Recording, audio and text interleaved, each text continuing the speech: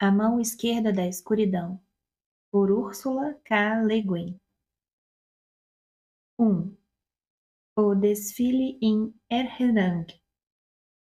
Dos arquivos de Hain, transcrito do documento audizível preparado em Getten 010110193442 para os Estabeles em Olu. Narração de Genli Ai, primeiro mobile em Getten. Inverno Ciclo de Ren, número 93, ano ecumênico 1490-97. Farei um relato como se estivesse contando uma história, pois fui ensinado, quando criança, em minha terra natal, que a verdade é uma questão de imaginação.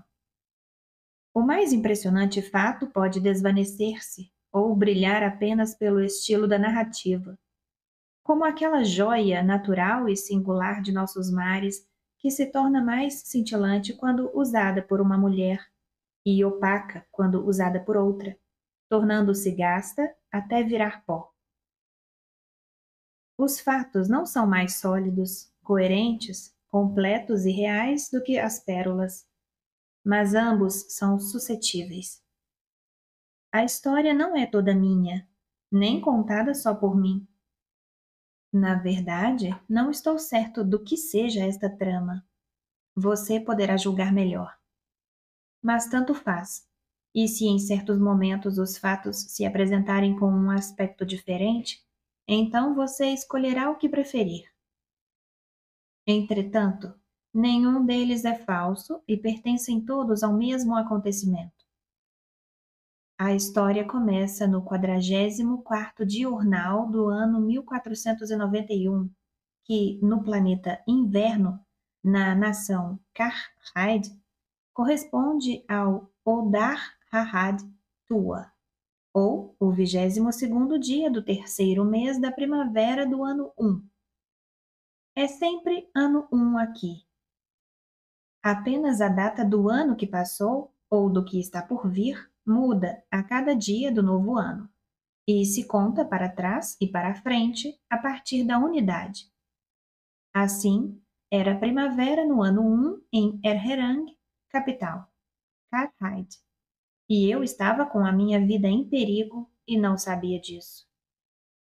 Encontrava-me num desfile. Andava exatamente atrás das trompas de caça, na frente do rei. Chovia. Nuvens de chuva sobre torres escuras. Chuva caindo em recônditas ruas. Uma escura cidade de pedra, batida por tempestades, através da qual o desfile, como um filão de ouro, serpenteava vagarosamente. Na frente vinham mercadores, potentados e artesãos da cidade de Erherang, fileira atrás de fileira, magnificamente vestidos, avançando através da chuva tão à vontade como peixes no mar. Seus rostos estavam radiosos e calmos. Não caminhavam a passo marcial. Era um desfile sem soldados, nem mesmo soldados de imitação. A seguir vinham os fidalgos, os prefeitos, os representantes, um cidadão qualquer, 5 ou 45 ou 400, de cada domínio ou codomínio de Karhide. Era uma grande e ornamentada parada, movendo-se ao som de clarins metálicos ou aos sons cavernosos dos instrumentos de osso e madeira, ou à pura e seca melodia de flautas elétricas. As várias bandeiras dos grandes domínios, numa profusão de cores, no meio da chuva, se entrelaçavam com as flâmulas amarelas que enfeitavam o caminho, e as várias músicas de cada grupo se desencontravam e misturavam-se em muitos ritmos, ecoando na sóbria rua de pedra. Atrás destes, um bando de malabaristas portava esferas de ouro polido, que atiravam para cima em voos reluzentes e agarravam para arremessar de novo, criando efeitos de fontes luminosas. De repente, o sol as transpassava e as esferas, como se tivessem capturado literalmente toda a luz, resplandeciam douradas no ar. Logo atrás iam 40 homens vestidos de amarelo, tocando trompas de caça. Esse instrumento, tocado apenas na presença do rei, produz uma vibração surda e tristonha. 40 trompas, tocadas em uníssono, abalam a mente de qualquer um, sacodem as torres de Erherang, fazendo despencar os últimos respingos de chuva. Se é esta a música real, não é de admirar que os reis de Karhide sejam todos loucos. No grupo seguinte vinham a corte, guardas, funcionários e dignatários da cidade e da corte, deputados, senadores, chanceleres, embaixadores, lordes do reino, nenhum deles mantendo a ordem e a marcha por hierarquia, mas caminhando com grande dignidade. E entre eles está o rei Argaven XV, vestido com uma túnica, camisa e culote brancos, perneiras de couro alaranjado e uma longa capa amarela. Um anel de ouro é seu único adorno e signo de sua posição. Atrás deste grupo, 8 sujeitos fortes transportavam a liteira real, cravejada de safiras amarelas, na qual nenhum rei tem sido transportado há séculos. Uma relíquia cerimonial de um passado remoto. Dos lados da liteira, seguem 8 guardas armados com espingardas usadas para pilhagem, também relíquias de um passado bárbaro, carregadas com carga de chumbo. A figura da morte caminha atrás do rei, e atrás dela vêm os estudantes das escolas de artífices, das faculdades, do comércio e do abrigo real. Longas filas de jovens e crianças, em branco, vermelho, dourado e verde. E, finalmente, grande número de carros escuros, em marcha lenta e suave, fechava a parada. Eu fiquei com os outros do grupo da corte no palanque de madeira, ao lado do inacabado arco da ponte do Rio Gate. O objetivo da parada é a conclusão deste arco, que completa as obras da nova estrada e o porto fluvial de Erhenrang. Uma grande operação de dragagem, construção e abertura de estrada que durou 5 anos e irá marcar o reinado de Argaven XV nos anais de Karhide. Estamos firmemente comprimidos no palanque, na nossa pesada e úmida elegância. A chuva terminara. O sol brilhava sobre nós, o esplêndido, radiante e traiçoeiro sol de inverno. Observei a pessoa à minha esquerda. Está calor? Está realmente quente. A pessoa à minha esquerda, um carraidiano atarracado e moreno, de cabelos lisos e espessos, vestindo um sobretudo pesado de couro verde, trabalhado em ouro, camisa grossa, calças pesadas e uma corrente de prata no pescoço, transpirando abundantemente, respondeu-me: "É verdade." Em torno de nós, o povo da cidade, as fisionomias erguidas para o alto, parecia um amontoado de pedrinhas escuras, com milhares de olhos atentos, brilhando ao sol. De súbito, o rei ergueu-se e surgiu numa passarela de madeira, dirigindo-se ao alto do arco cujas pilastras incompletas dominavam a multidão, o cais e o rio. À medida que avança, a multidão ondula e ouve-se um murmúrio abafado. "Argaven!" Ele não responde. O povo não espera mesmo uma resposta. As trompas emitem um estrondo dissonante e se calam. Silêncio em torno. O sol brilha sobre a cidade, o rio, a multidão e o rei. Os pedreiros instalam um guincho elétrico e, à proporção que o rei vai subindo, a chave do arco vai sendo içada e ajustada quase imperceptivelmente. Um grande bloco, pesando toneladas, na abertura entre as 2 pilastras, serve para uni-las e completar o arco. Um pedreiro, com pá e balde, aguarda o rei no alto do andaime, enquanto os outros trabalhadores descem por escadas de cordas, como um enxame de moscas. O rei e o pedreiro se ajoelham entre o rio e o sol, na extremidade da passarela. Apanhando a pá, o rei começa a cimentar as juntas da chave.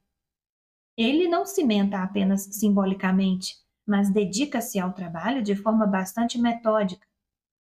O cimento que ele usa é de cor rosada, diferente do outro, e depois de observar 5 ou 10 minutos esta abelha mestra trabalhando, pergunto à pessoa à minha esquerda: as chaves são sempre fixadas com cimento vermelho?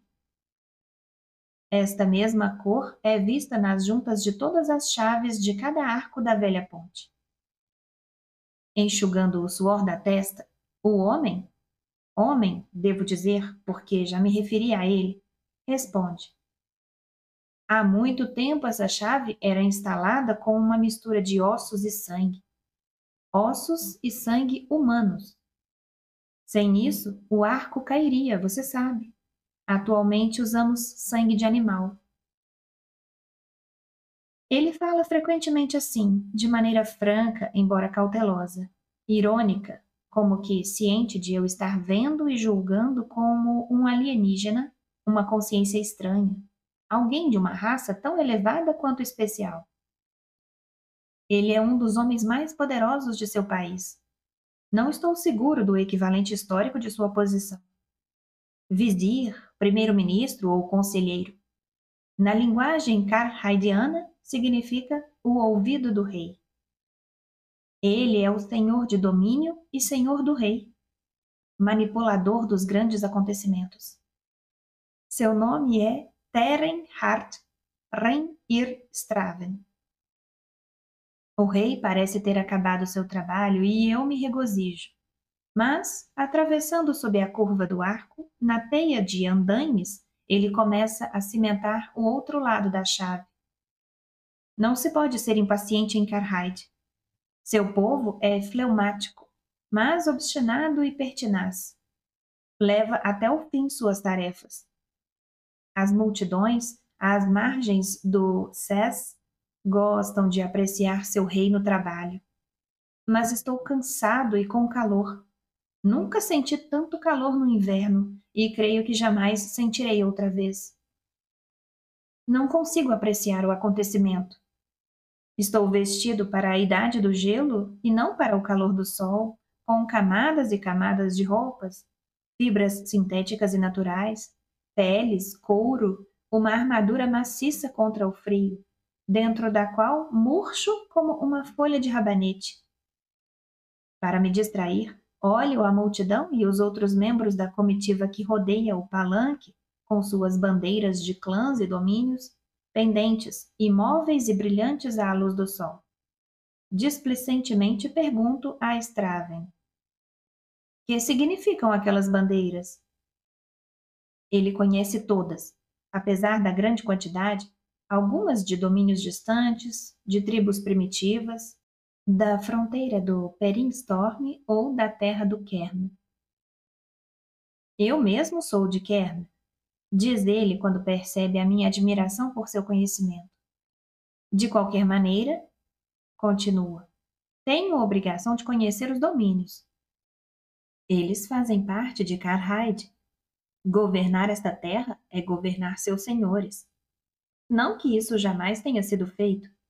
Você conhece o ditado: Karhide não é uma nação, mas uma briga de família?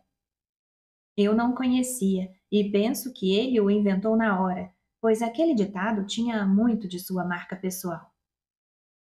Nesta altura, um outro membro da Kyohemi, ou seja, o parlamento, que é liderado por Straven, abre caminho e chega junto dele, começando a conversar. Trata-se do primo do rei, Temer Hard Rein-ir Tib. Fala muito baixo com Straven, com um sorriso frequente e ar insolente. Straven, derretendo-se como gelo ao sol, permanece elegante, mas frio, respondendo aos murmúrios de Tibe em voz alta, num tom cortesmente polido, fazendo o outro parecer um tolo. Escuto-o, mas não compreendo o que falam, a não ser a perceptível animosidade entre Tibe e Estraven. Nada tem a ver comigo, mas estou bastante interessado no comportamento destes senhores que governam uma nação, na velha acepção do termo, que manobram o destino de 20 milhões de pessoas. O poder se tornou uma coisa tão complexa e sutil na evolução alcançada pelo Conselho Ecumênico que apenas uma mente sensível pode senti-lo a funcionar. Aqui ele ainda é limitado, visível. Com o Straven, sente-se o poder como uma ampliação do caráter do homem.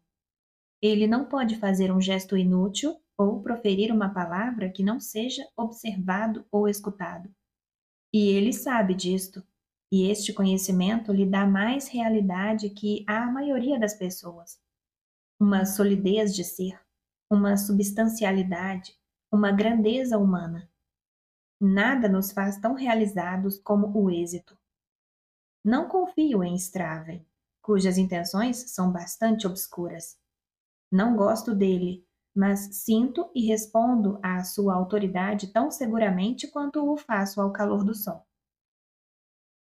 Enquanto penso, o sol escurece através de nuvens que se reagrupam, e logo uma rajada de chuva cai duramente na parte alta do rio, dispersando as multidões nas margens e escurecendo o céu. Quando o rei desce da passarela, a luz se infiltra ainda mais uma vez e vê-se a sua figura alva e o grande arco recortando-se, nítidos e esplêndidos, contra o horizonte já obscurecido pela tempestade. As nuvens se fecham. Um vento frio vem rasgando a rua do porto e do palácio. O rio torna-se acinzentado. As árvores nas margens vergam-se. O desfile terminou. Daqui a meia hora estará nevando. Quando o carro real subiu a rua do porto e do palácio, a multidão se dispersou lentamente como o movimento de maré vazante. Straven volta-se para mim e diz: Quer jantar comigo hoje à noite, Sr. Ai? Aceitei mais por surpresa do que por prazer. Straven me auxiliara muito nos últimos 8 meses, mas eu não desejava nem contava com um favor tão especial como o convite para ir à sua casa. Harj Ren Ir Tib estava ainda muito próximo, ouvindo, e percebi que o convite era feito para ser ouvido. Aborrecido por este tom de intriga um tanto afeminada, desci do palanque e misturei-me com o povaréu, andando encurvado e de cabeça baixa. Não sou muito mais alto que a média do povo de Geffen, mas esta diferença se faz marcante num ajuntamento de pessoas. É ele, olha, o enviado. Certo, isto fazia parte da minha missão, mas este aspecto tornava-se cada vez mais pesado e difícil. Cada vez mais ansiava pelo anonimato, pela identidade com os outros. Ansiava mesmo ser igual a todos os outros. Algumas quadras adiante da Rua das Cervejarias, virei em direção aos meus alojamentos quando, subitamente, senti Tibe andando ao meu lado. Uma cerimônia impecável, disse o primo do rei sorrindo para mim. Seus longos dentes amarelos surgiam e sumiam naquele rosto marcado por uma fina teia de rugas, embora não fosse um homem velho. Bom sinal para o sucesso do novo porto, retruquei. É verdade? Realmente. Mais dentes apareceram. A cerimônia da chave é marcante. É verdade. Ela é uma tradição dos nossos antepassados. Lord Straven, sem dúvida, já lhe explicou tudo. Lord Straven tem sido muito gentil. Eu tentava falar de maneira impessoal. Entretanto, tudo o que dizia assumia um duplo sentido. Realmente, realmente, disse Tibe. É verdade que Lord Straven é conhecido pela atenção especial que concede aos estrangeiros. Sorriu de novo e cada dente aparecia carregado de múltipla intenção. Poucos estrangeiros são tão estranhos quanto eu, Lord Tibby. Sou muito grato por todas essas considerações. É verdade, é verdade. E a gratidão é uma emoção rara, nobre, muito cantada pelos poetas. Muito rara mesmo aqui em Erherang, talvez por ser impraticável.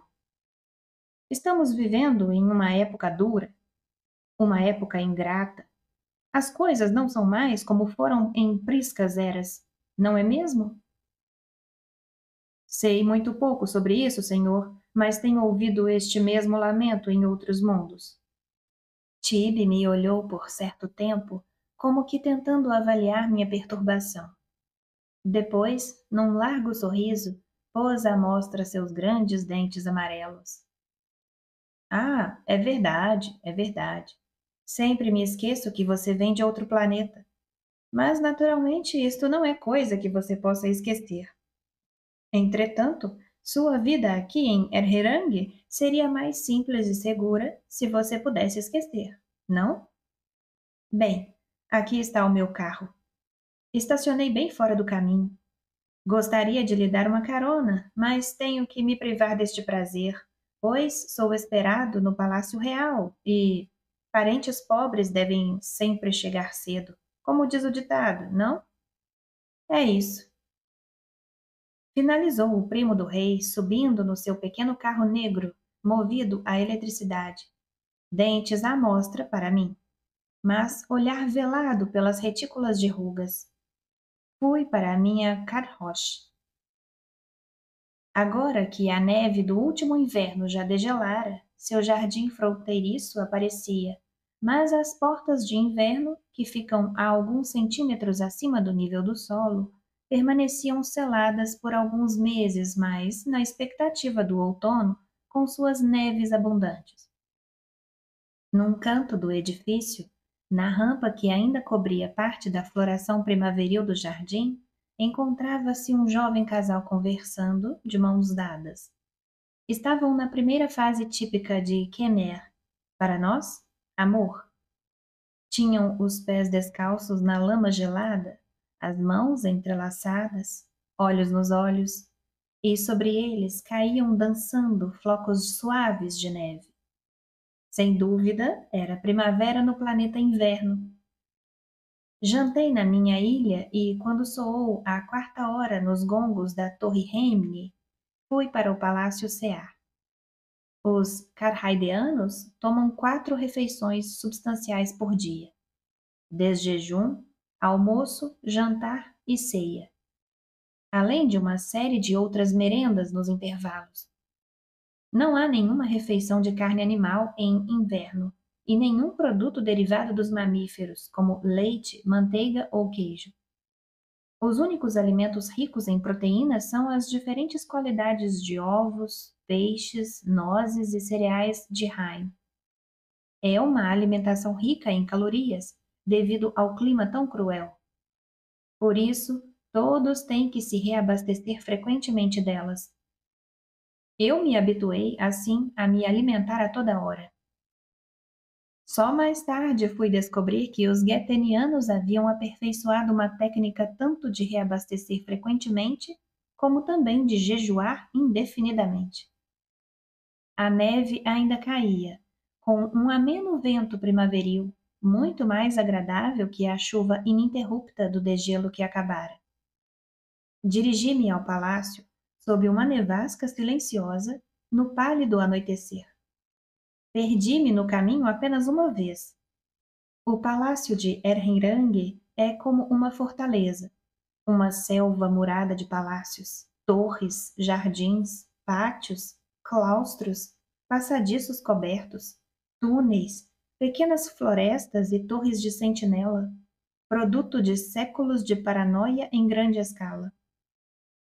Em meio a tudo isso, surgem as paredes avermelhadas e sombrias da Casa Real, que, embora em desuso temporário, é habitada unicamente pelo rei. Todos os demais empregados domésticos, funcionários civis, lordes, ministros, parlamentares, guardas, etc., dormem em outro palácio ou fortaleza, quartel ou casas, dentro das muralhas. A casa de Straven era a residência da Esquina Vermelha, sinal de notável honraria real, construída há 440 anos para Harmes, o bem-amado companheiro de Emran III, cuja beleza ainda é celebrada e que foi raptado, mutilado e imbecilizado pelos capangas da facção Innerland. Emran III morreu 40 anos depois, ainda saciando sua vingança naquele infeliz país. Ele era mais conhecido como Enran, o Desgraçado. Sua tragédia é tão antiga que todo o seu horror se diluiu com o tempo, mas uma certa atmosfera de infelicidade e melancolia ficou impregnada nas pedras e sombras da casa. O jardim era pequeno e murado. Árvores secas debruçavam-se sobre uma piscina de pedra. Através das faixas de luz das janelas da casa, eu via flocos de neve caindo junto com os esporos das árvores nas águas turvas da piscina. Straven me esperava de cabeça descoberta e desagasalhado no frio, observando aquela incessante e secreta queda de flocos e sementes no anoitecer. Cumprimentou-me silenciosamente e conduziu-me para o interior da casa. Não havia outros convidados. Admirei-me com isto, mas fomos logo para a mesa e, claro, não se conversa de negócios às refeições. Além do mais, meu espanto foi dirigido para a refeição. Era preparada de maneira deliciosa, mesmo contando com os eternos e comuns pães de maçã que se transformaram em algo especial nas mãos de um cozinheiro experimentado, a quem não poupei elogios. Após a ceia, bebemos cerveja quente junto à lareira.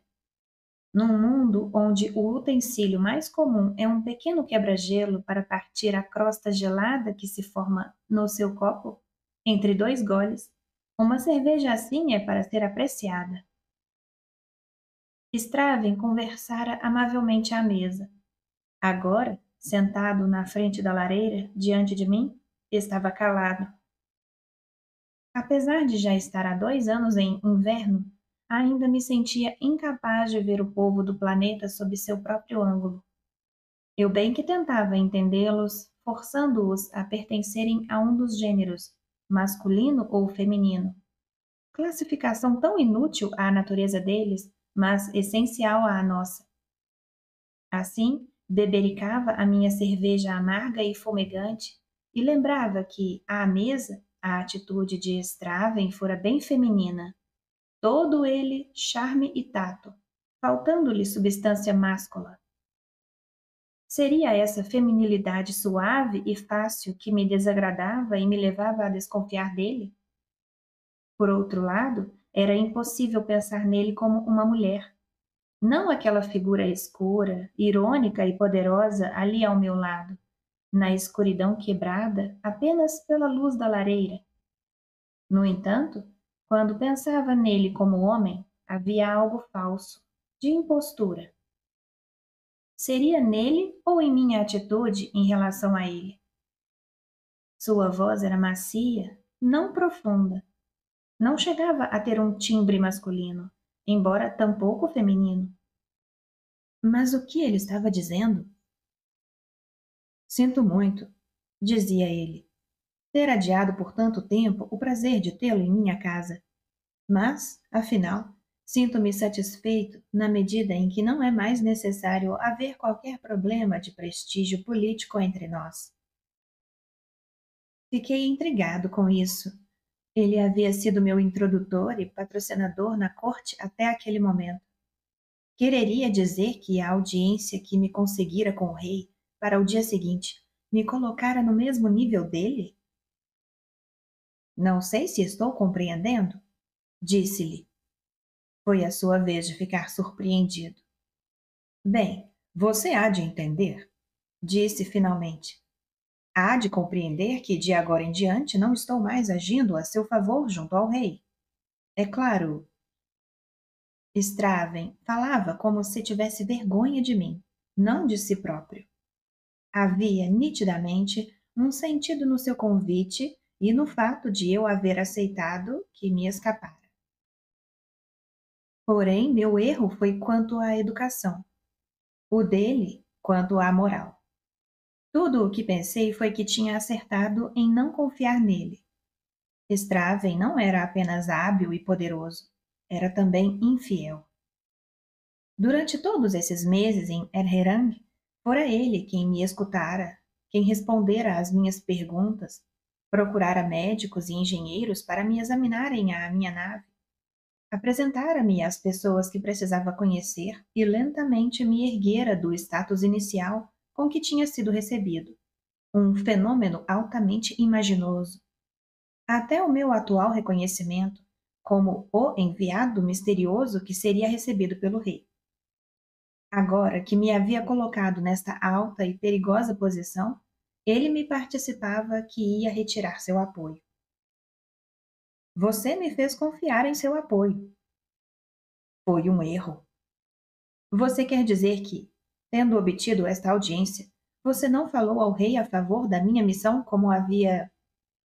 Tive o bom senso de parar antes da palavra prometido. Não posso. Eu estava muito aborrecido, mas não havia nele nem zanga nem preocupação. Pode me dizer por quê? Após uns instantes, respondeu que sim e parou para pensar de novo. Neste momento, passou-me pela cabeça que um alienígena, indefeso e inepto, não deveria pedir satisfações ao primeiro-ministro de um reino, especialmente quando ele não compreendia, e talvez nunca chegasse a compreender, os alicerces desse poder e do governo desse reino.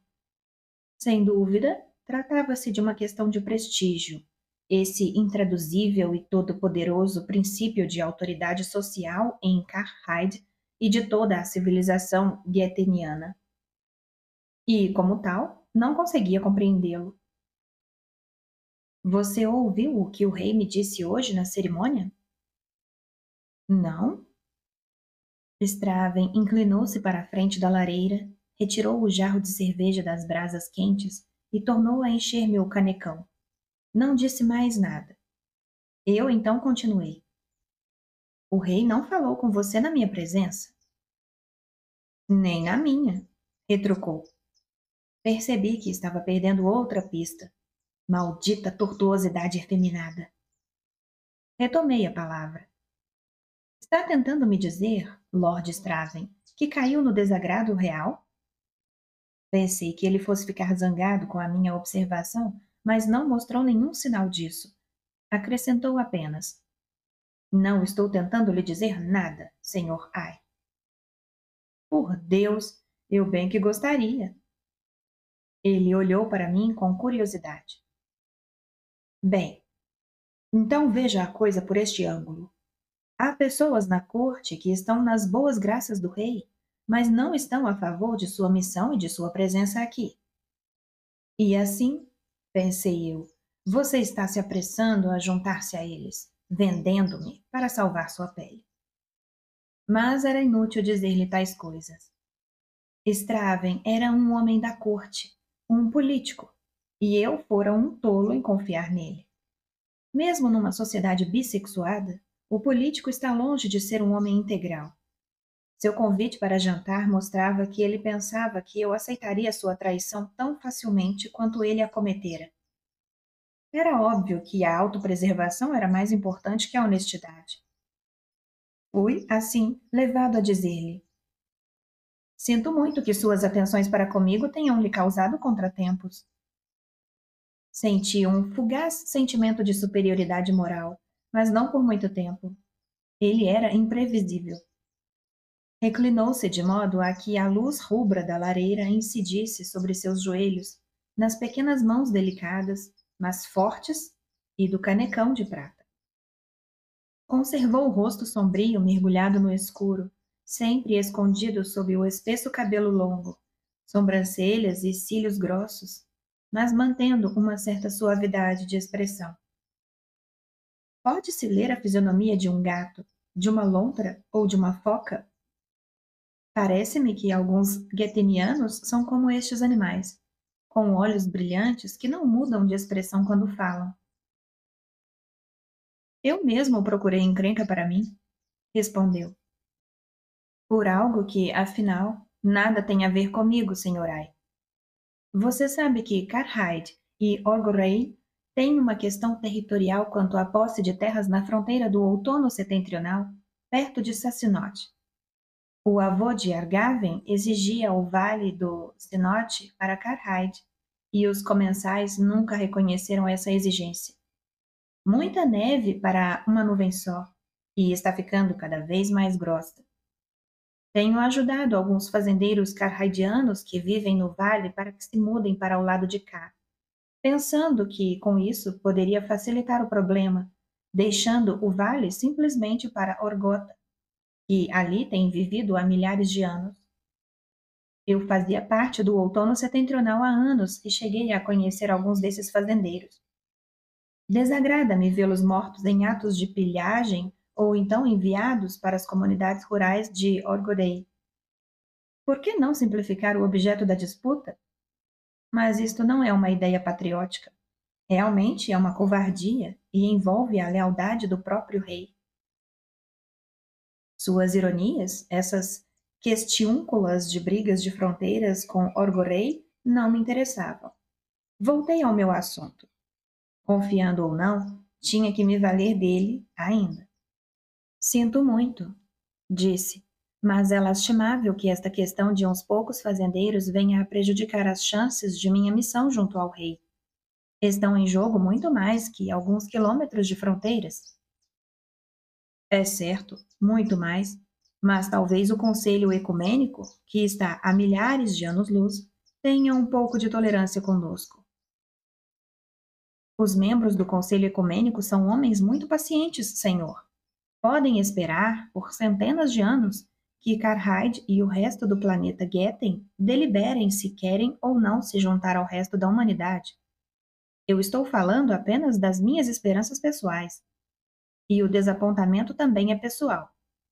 Eu pensei que, com seu apoio, eu também. Bem, geleiras não se degelam numa noite. As frases feitas vinham-lhe facilmente, mas senti que seu pensamento estava longe. Ele meditava. Imaginei-o movimentando-se como um dos peões do seu xadrez de poderio. Você veio ao meu país numa época difícil? Disse finalmente. As coisas estão mudando. Estamos numa virada de rumos. Não, não é bem isso. Eu penso que sua presença, sua missão poderia evitar erros nossos, dar-nos uma nova e total opção. Mas terá que ser no momento exato e no lugar certo.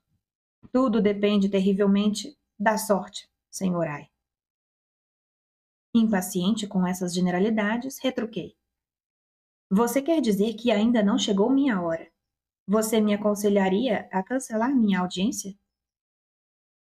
Minha gafe era imperdoável em Karhide, mas Straven não se perturbou. Receio que apenas ao rei seja concedido este privilégio. Por Deus, não me referi a isso.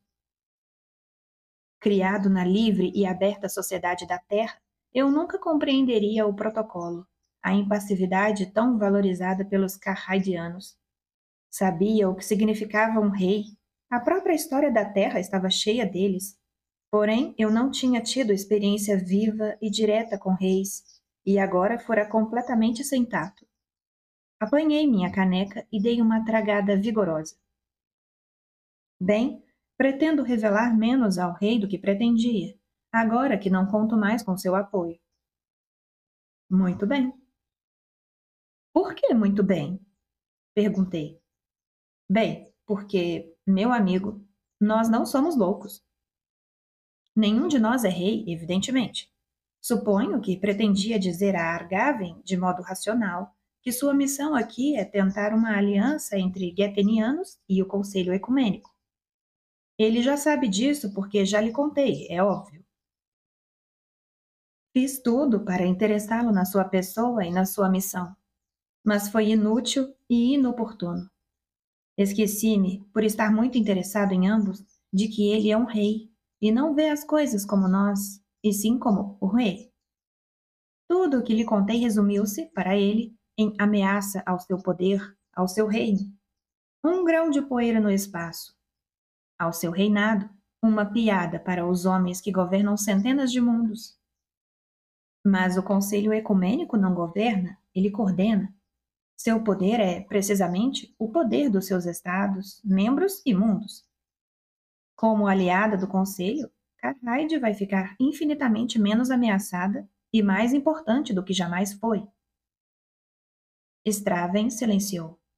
Fitava de modo abstrato o fogo cujas flamas, tremulando, se refletiam na corrente de prata que lhe rodeava o peito, símbolo do cargo que ocupava naquela comunidade.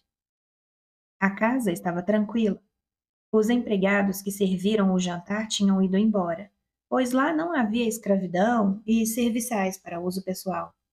Alugava-se serviço e não gente. Uma figura como Straven deveria ter guardas de segurança, pois assassinato era uma instituição muito em uso em Carhide. Entretanto, eu não vira nenhum. Estávamos sós.